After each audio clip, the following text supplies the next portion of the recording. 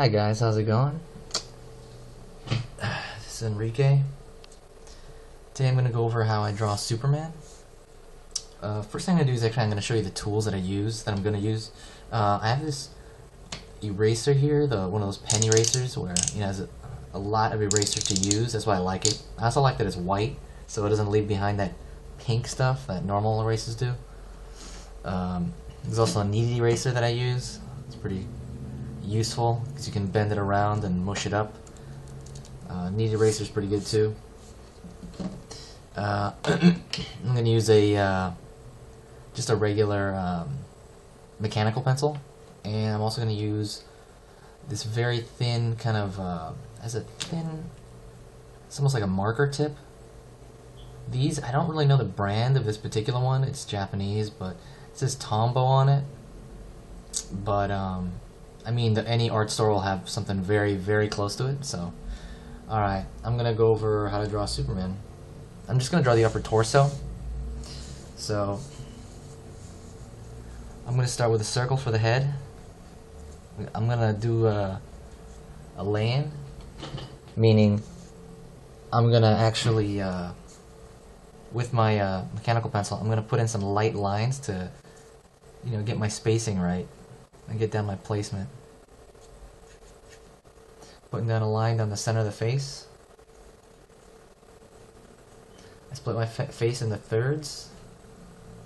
This is going to be the top of the forehead right here, the top one, and then the top of the brow line, kind of where the upper part of the eyes, and then right here is the next one would be the bottom of the nose, and then the bottom of the chin would be that last one. The thirds is really just put there to establish a kind of just like it'll at least look human, as a really generic proportions. Everybody's are different, slightly different, but this is the norm. When you're drawing, especially Superman, it'd be very generic. I mean, more idealized. So I'm still just kind of trying to place where this is just kind of like, this is very similar to building a building right now, where you're putting up the scaffolding beforehand to try to figure out where stuff's gonna go. And let's see, putting in the shoulders. I'm using just loose lines that I'm not going to keep in here, most likely. Some I might, some I might not. Circle for that ear there, where the ear is going to be.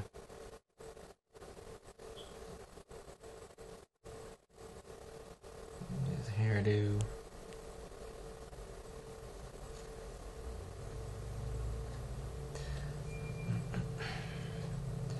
Putting the trapezius in, kind of connects the neck to the rest of the body. That shape, that triangle shape.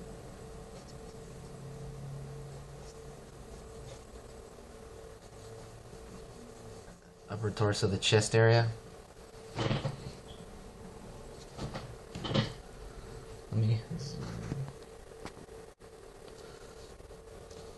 Chest area. And I'm just being really loose right now. I'm not going to keep most of this in.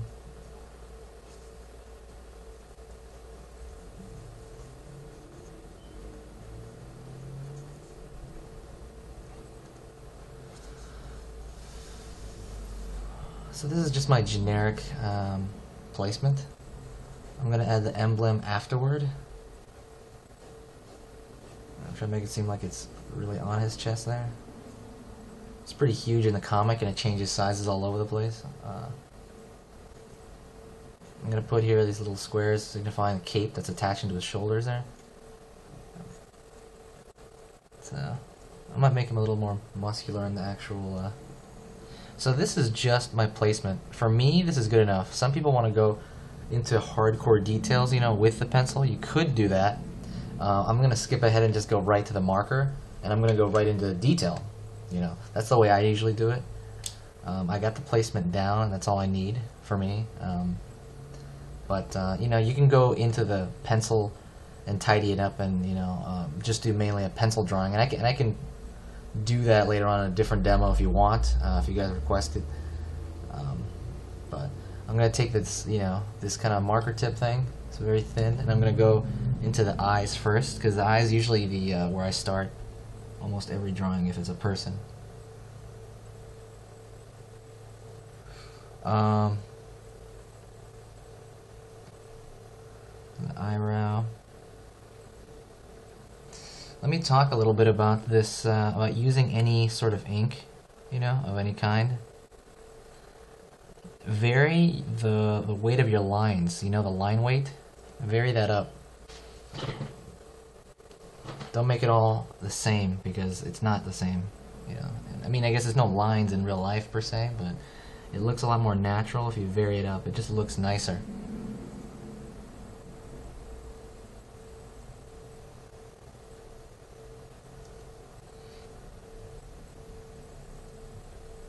And the way you vary it up is that you put different pressure sensitivity when you go down on it. I remember in school people would wonder how some of the teachers were getting a variety of different line weights and shades from the same tool, and some people thought you had to use like a different tool entirely. You just vary your pressure on that object. To get thinner lines, I'm gonna be really light, Thicker ones I push down harder, or I overlap my previous lines.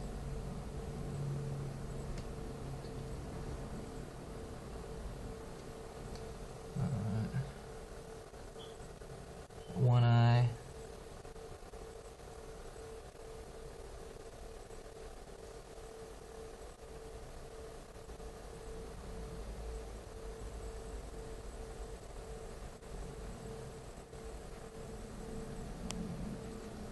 You also got to be careful not to fill in the highlight when you're working something you can't erase, like ink.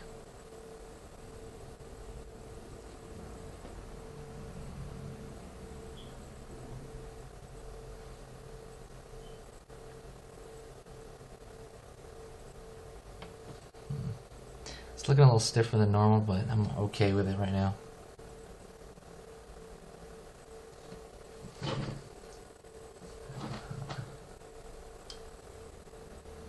Gonna have kind of a mean look, like he means business. I'm gonna go into his nose.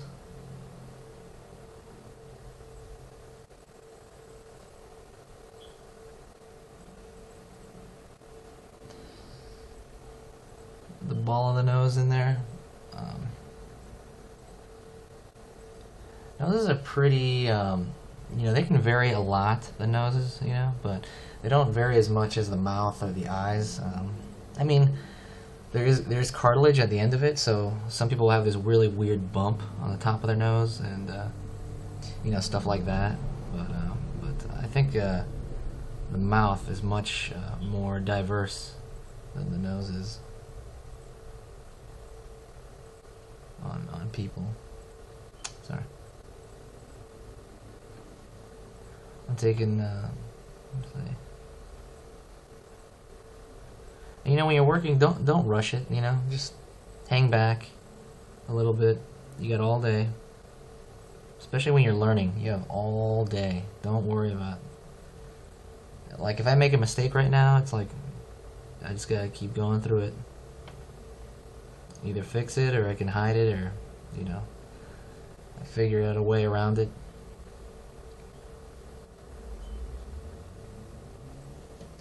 I'm going to the mouth.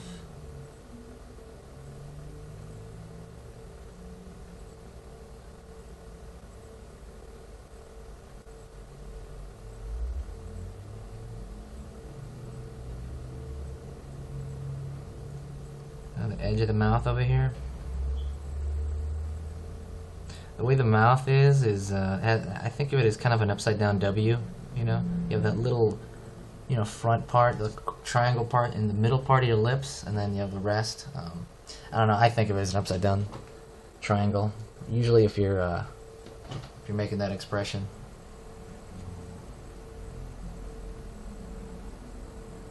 Bottom of the lip. For comics, I would say normally don't draw the line all the way on his lower lip. Don't connect the lower lip to the corner of the mouth here, because it'll make him look too feminine. It just, I don't know, when you draw it like that, it just turns out that way. So instead, you should maybe put a small cast shadow, you know, like a shadow under his lip. And the way to do that is just to put like a thicker line on the bottom of his lower lip. But not too thick. Don't make it look like he has a goatee or a soul patch or anything. Now I'm gonna go for the contour of the side of his face. You know, contour meaning the outer line of the side of his face. I drew kind of a round shape there, but I don't like it's too round. So I'm gonna angle it up a little bit.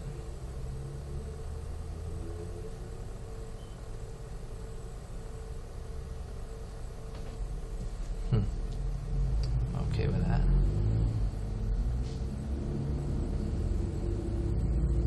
Draw a straight line down there.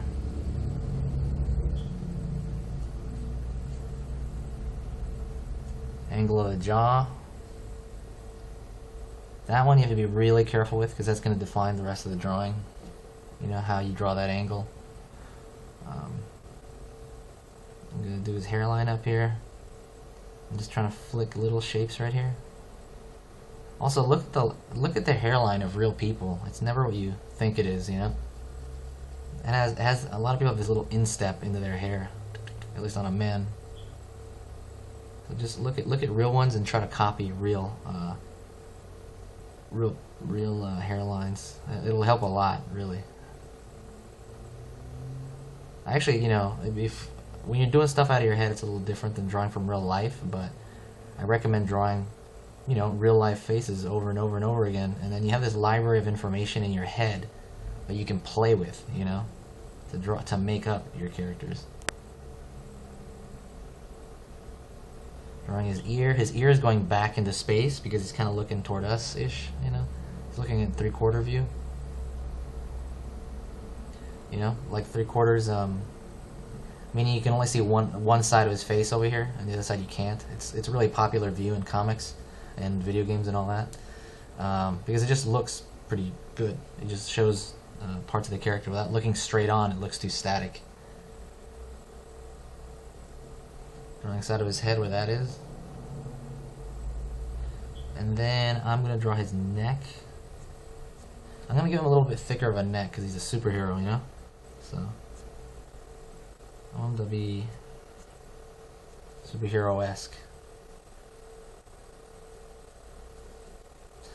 I'm drawing a line down here for the cords in his neck here. I forget what those are called, I'm sorry. Sternocleidomastoides, I think? Or I think that's the bone here.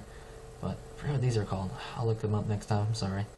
But you know, these cords strap down from behind the jaw down to the pit of the neck. Drawing those, like just indicating those. I'm not going to draw them all out, because if you draw everything all out, it's going to look really, he's going to look like he's malnourished, you know. You just indicate.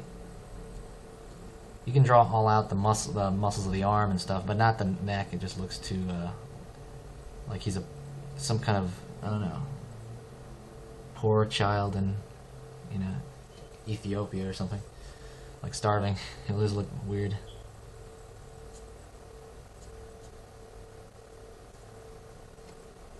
I gotta watch this. This line's too thick. I don't know if you can tell on camera, but that line's too thick. I need the front of his face to be a little bit thicker because it's coming in front of his neck, you know. So the thicker lines will always, when something's overlapping, let's say my hand. Okay, let's say this pen is overlapping my hand. If you were to draw that, draw the pen, the lines are on the pen, draw those a little bit thicker, and that'll make it come forward in space, you know, at least pictorially. That's just the way it works, you know.